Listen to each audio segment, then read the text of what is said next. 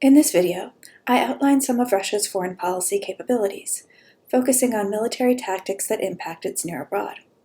I cover military bases, support for proxies, and cyber warfare. So as a great power, Russia has the full range of diplomatic and military capabilities at hand. I would be remiss if I didn't start with Russia's nuclear weapons stockpile. It doesn't directly impact its foreign policy in Eurasia, but nuclear weapons are what make Russia a global superpower.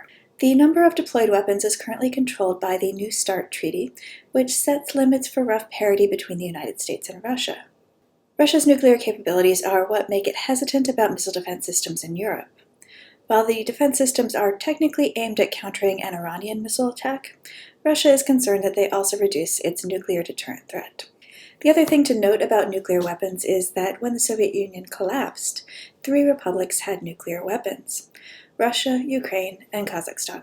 Ukraine and Kazakhstan agreed to transfer their nuclear weapons to Russia between 1994 and 1996 as part of the Non-Lugar Cooperative Threat Reduction Program, which provided U.S. assistance and aid in exchange for denuclearization. I'd also note that Russia does have a broad network of diplomatic missions around the world. But when we talk about Russian foreign policy in Eurasia, we usually talk about its military capabilities and actions.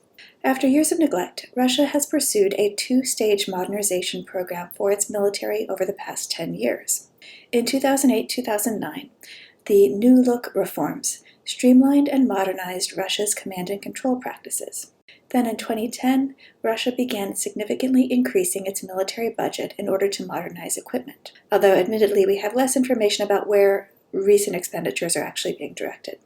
The defense industry is an important part of Russia's economy. While Russia does sell weapons to most of the near abroad, the former Soviet republics are not the biggest destinations for its arms exports. More significant in the near abroad are Russia's military bases, which range from air bases in Armenia and Kyrgyzstan to the headquarters of the Black Sea Fleet in Crimea, as well as assorted radar stations in different countries.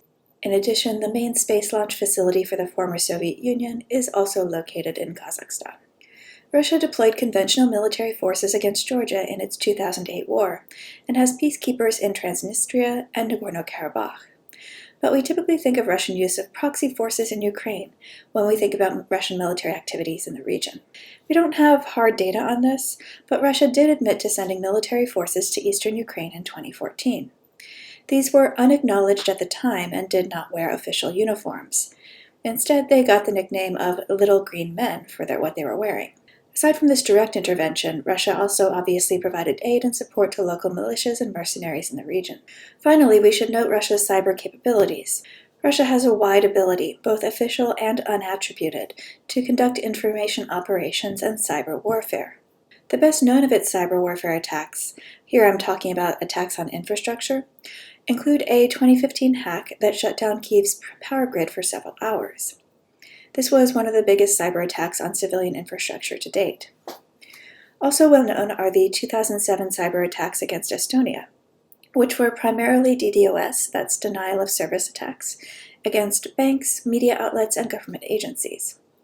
These were actually the first cyber attacks ever attributed to a state sponsor, and are believed to have been retaliation for the removal of a Red Army statue from a square in Tallinn.